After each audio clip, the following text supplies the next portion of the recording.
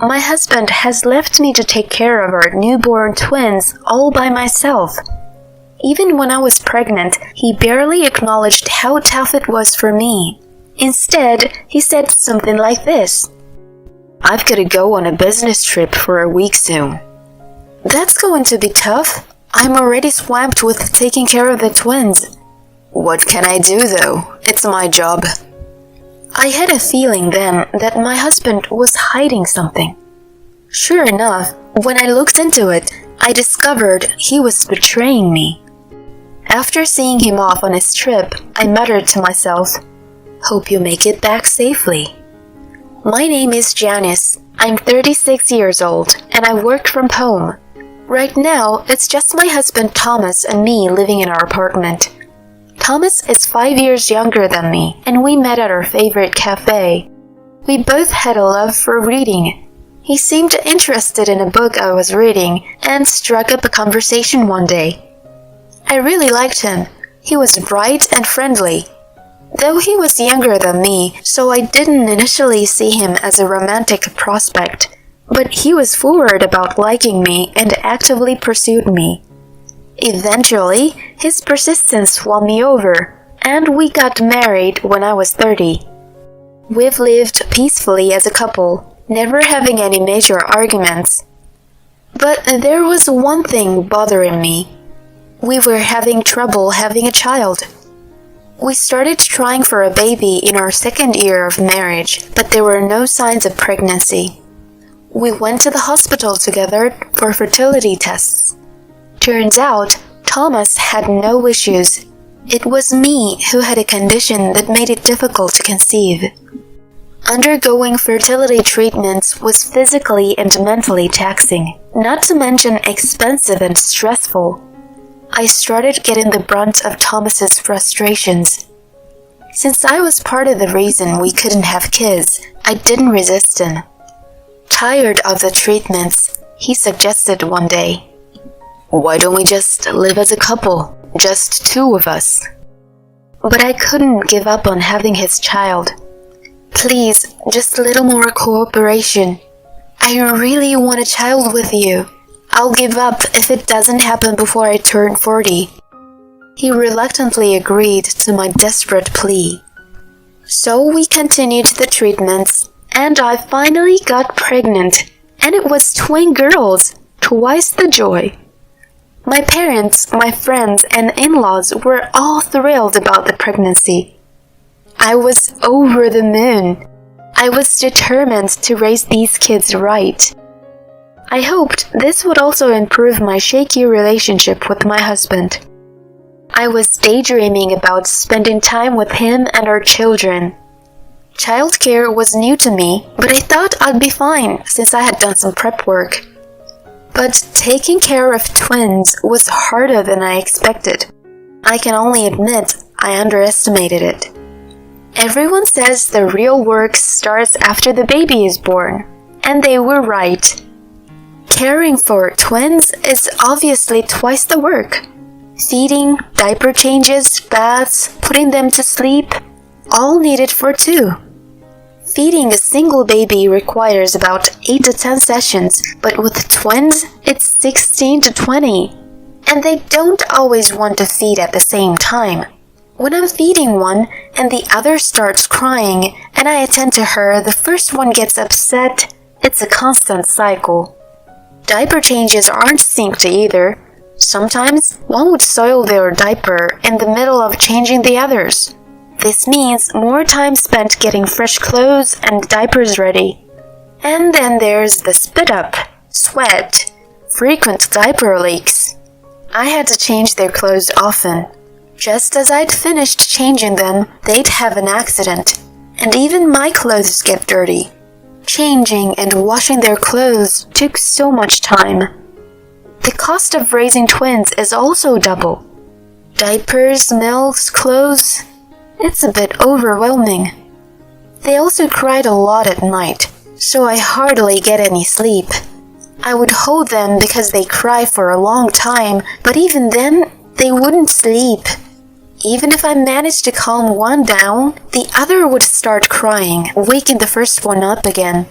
I was exhausted every day, barely getting any sleep. I had to take a break from my work-from-home job to focus on childcare. My mom works, so she couldn't help, and my mother-in-law lives too far away. They say you should rest after giving birth, but that wasn't an option for me. I had no choice but to struggle through it alone. As for Thomas, he was no help at all. To be exact, he was uncooperative with childcare from the start. When he saw our newborns, he just laughed and said, "They look like monkeys. Not cute at all." And to me, exhausted from childbirth, he joked, "They look ugly. Are you sure they're mine?" He dumped all the housework and childcare on me, using work as an excuse. It was fine when we didn't have kids, but now with newborn twins, it was too much. Even when I asked for help, he'd say, "I don't know how to do it, so I can't." I didn't know how to do it either. It was my first time. He seemed indifferent to our twins' care. I tried to talk to him about it, but it was always in vain. "Thomas, I know you're busy with work, but I'm still recovering from childbirth, and childcare is toughest now. You're a father, too. Can't you be a little more responsible? Could you maybe come home early and help out, even if it's just for a while?" Then he got really defensive. "What? Acting like you're the queen. You get to relax at home because I work hard outside. Don't you get that? And now you want me tired from work to do childcare and housework? You've got to be joking." "I'd like to work too, but I can't right now. And it's not like I'm relaxing at home. I'm sleep deprived every day. Is it too much to ask for a little help with housework and childcare?" No matter how much I asked, he just wouldn't agree, and our conversations got us nowhere. Finally, he threw a tantrum and ended the conversation forcibly. "Enough already. I can't even relax when I come home. I've been dragged around by your infertility and whims for too long, and just when I thought I was free from fertility treatments, this happens. I should have never had kids in the first place." With that, he stormed off into another room. Hearing his words, I just hung my head. Maybe my desire for children was indeed selfish.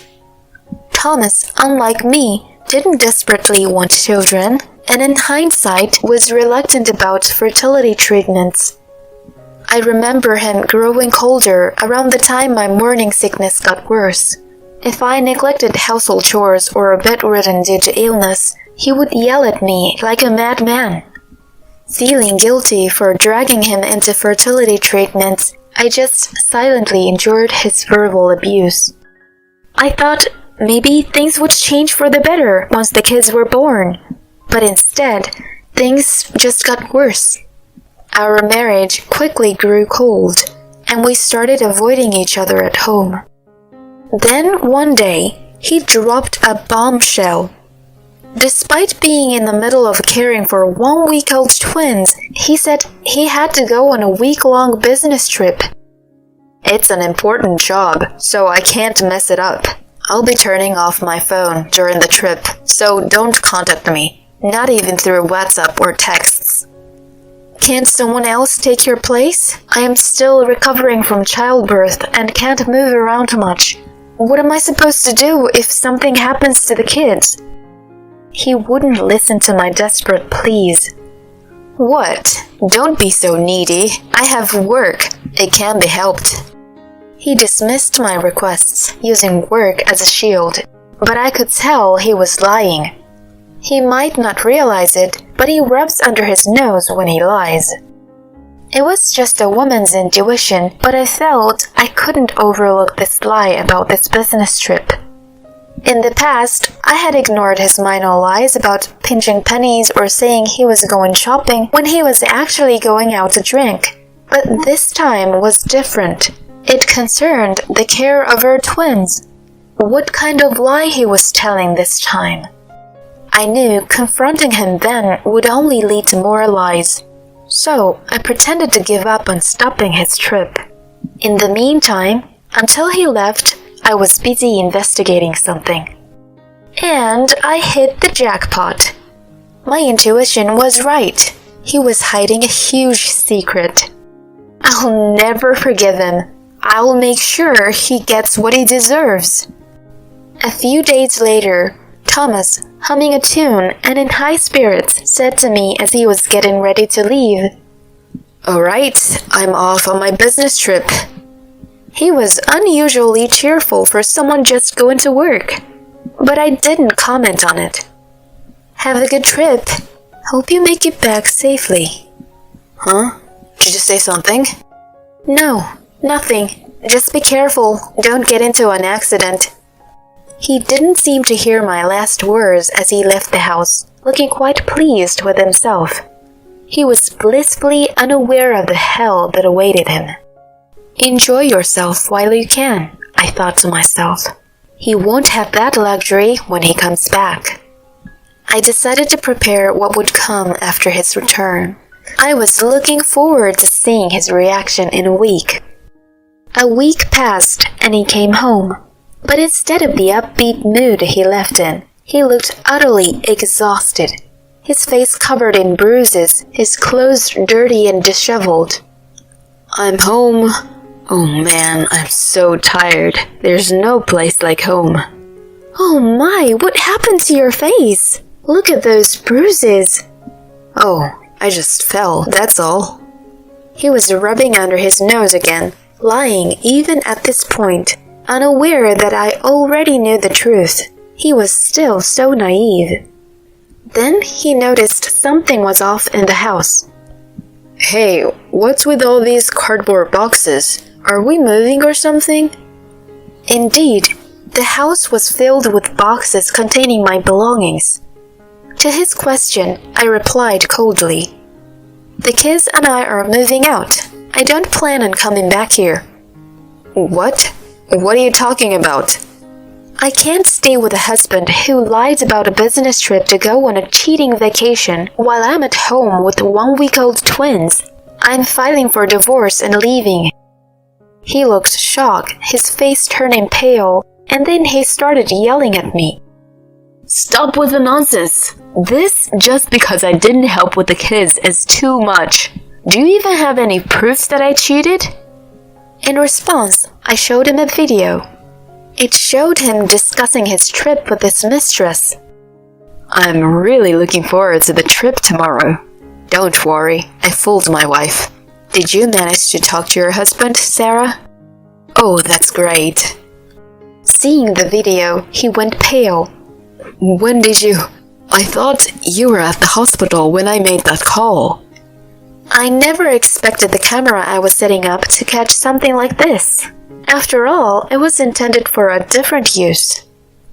Actually, this footage was from a baby monitor camera I had secretly bought with my personal savings. I was anxious about being away from the kids, so I had installed cameras around the room. I thought he would make a fuss about it being a waste of money. I had heard about a woman named Sarah from him before. There's this cute new employee named Sarah, but she's married, too bad. After seeing the footage from the baby monitor, I called Thomas's company to confirm his business trip. It turned out he had taken leave instead. On the phone, I asked, "Could you please put me through Sarah Johnson?" As expected, the response was, "Sarah Johnson is also on leave." So, the affair was indeed with Sarah, his junior colleague. I searched Thomas's study and found a memo with staff contacts, then called Sarah's house. Her husband answered, and when I explained the situation, he was furious. It seemed there were already suspicions about her infidelity, and he had been about to investigate. I asked him to keep it a secret that he had heard it from me. The day before Thomas was due to return from his business trip, I received a call from Sarah's husband explaining what happened. Apparently, Thomas had brazenly gone to pick up Sarah from her house and encountered her husband. He beat up Thomas, which explained the bruises all over his face. He couldn't go home right away and had to kill time in a motel before he finally returned. He stood in front of me, speechless, his mouth opening and closing. Then someone burst in. "Mom, Dad, what are you doing here?" Entering the living room were my furious in-laws, their faces red with anger. I had also informed them and shown them the baby monitor footage. My father-in-law, in a rage, punched Thomas in the face, adding another bruise. "You stupid son! Cheating, what a despicable act! You're disowned!" Then, more shouting from behind. "I'm taking my daughter and grandkids back home. What a terrible man you are!" Absolutely dreadful. "Janice, you called your parents too?" Actually, I had also called my parents to help with the move. My mother hugged the kids, glaring coldly at Thomas. My mother-in-law, tears in her eyes, slapped him and scolded. "You stupid son!" Surrounded by both sets of parents, his face was a sight to behold.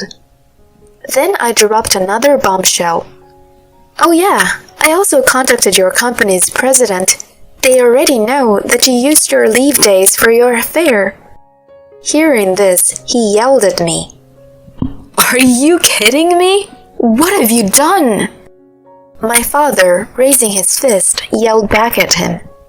"How dare you act like this after cheating? You have a problem with my daughter?" I'm sorry." Cornered, he began to plead with me. "Please, Janice, the affair was a moment of madness. Don't divorce me. I'll leave Sarah and help out with housework and childcare from now on." His desperate pleas didn't move me at all. They were just a nuisance. I retorted sharply. "What are you saying now? You weren't there for me when I needed you most. Do you have any idea how hard it was to take care of twins and do housework alone? And you were on a vacation with your mistress. You really have some nerve." "I know. I'm truly sorry. I am." "No excuses. I'm done with you. I can't be your wife anymore. Don't come near me and the kids ever again. I'll be demanding alimony and child support, just so you know." I left the apartment with everyone, leaving him behind. Later, Thomas and I divorced. I demanded alimony for his affair with Sarah and, of course, child support from him. He received a stern warning from his company, but resigned because he couldn't stand the disdainful looks from his colleagues. He ended up with a debt of $100,000 from the alimony and child support payments to me and Sarah's husband. Now he's working himself to exhaustion in manual labor day and night. Sarah was also divorced by her husband, left her job, and returned to her parents' home in the countryside. She's working in a factory, monitored due to the alimony demands from her husband and me. As for me, I moved back to my parents' home and I'm taking care of the twins with my mother's help. Just watching the twins grow up healthy makes me happy. They are loved by the entire family and seem very happy. I'm determined to work hard for the sake of these children's future.